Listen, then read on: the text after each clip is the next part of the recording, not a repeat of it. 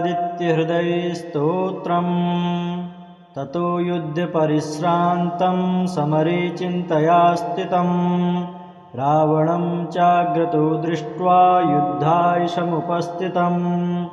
देवतैश्च समागम्य द्रष्टुमभ्यागतो रणम् उपगम्य ब्रवीद्राममगस्त्यो भगवास्तदा राम राम महाबाहो शृणु गुह्यं सनातनम् येन सर्वा नरीन् वत्स समरे विजयिष्यसि आदित्यहृदयं पुण्यं सर्वशत्रुविनाशनम् जयावहं जपं नित्यम् अक्षयं परमं शिवम् सर्वमङ्गलमाङ्गल्यं सर्वपापप्रणाशनम् चिन्ताशोकप्रशमनमायुर्वर्धनमुत्तमम् रश्मिरन्तं समुद्यन्तं देवासुरनमस्कृतम्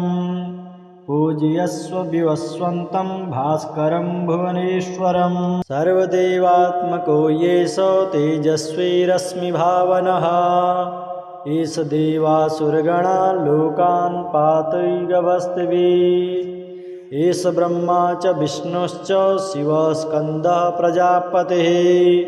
महेन्द्रो धनदः कालो यमा सोमो यपाम्पतिः पितरो वशवः साध्या अश्विनौ मरुतो मनुः वायुर्वह्निः प्रजाः प्राणः ऋतुकर्ता प्रभाकरः आदित्यः सविता सूर्यः खगः पूषा गवस्तिमान् सुवर्णसदृशो भानुर्हिरण्यरेता दिवाकरः हरिदस्वः सहस्रार्चिः सप्तसप्तिर्मरीचिमान् तिमिरोन्मथनः शम्भुस्त्वष्टा मार्तण्डकुसुमान् हिरण्यगर्भः शिशिरस्तपनो हस्करो रविः अग्निगर्भोदिते पुत्रः शङ्खः शिशिरनाशनः व्योमनाथस्तमो भेदी ऋग्यजो सामपारगः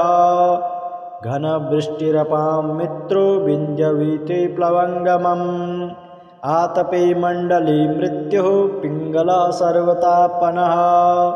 कविर्विश्वो महातेजा रक्तः सर्वभवोद्भवः नक्षत्रग्रहताराणामधिपो विश्वभावनः तेजसामपि तेजस्वी द्वादशात्मन्नमोऽस्तु ते नमः पूर्वाय गिरये पश्चिमायाद्रये नमः ज्योतिर्गणानां पतये दिनाधिपतये नमः जयाय जय भद्राय हर्यस्वाय नमो नमः नमो नमः सहस्रांशो आदित्याय नमो नमः नम उग्राय वीराय सारंगाय नमो नमः नमः पद्मप्रबोधाय प्रचण्डाय नमोऽस्तु ते ब्रह्मेशानाच्युतेशाय सूरायादित्यवर्चसे भास्वते सर्वभक्ष्याय रौद्राय वपुषे नमः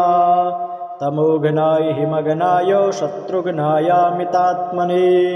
कृतघ्नघ्नाय देवाय ज्योतिषां पतये नमः तप्तचामीकराभाय हरये विश्वकर्मणे नमस्तमोभिनिघ्नाय रुचये लोकसाक्षिणे नाशयत्येष वैभूतं तमेव सृजते प्रभुः पायत्येष तपत्येष वर्षत्येष गभस्तिभिः एष सुप्तेषु जागर्ति भूतेषु परिनिष्ठितः एष चैवाग्निहोत्रं च फलं चैवाग्निहोत्रिणाम् यानि कृत्यानि लोकेषु सर्वेषु परमप्रभुः एनमापत्सु कृच्छेषु कान्तारेषु भयेषु च कीर्तयन् पुरुषः कश्चिन्नावसीदति राघव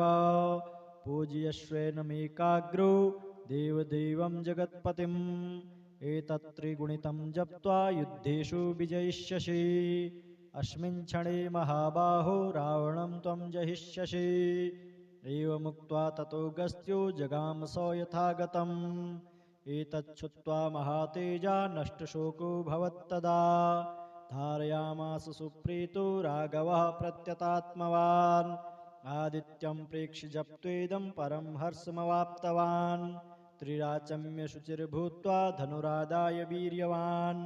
रावणं प्रेक्ष्य हृष्टात्मा जयार्थं समुपागमत् सर्वयत्नेन महता भृतस्तस्य वधेऽभवत्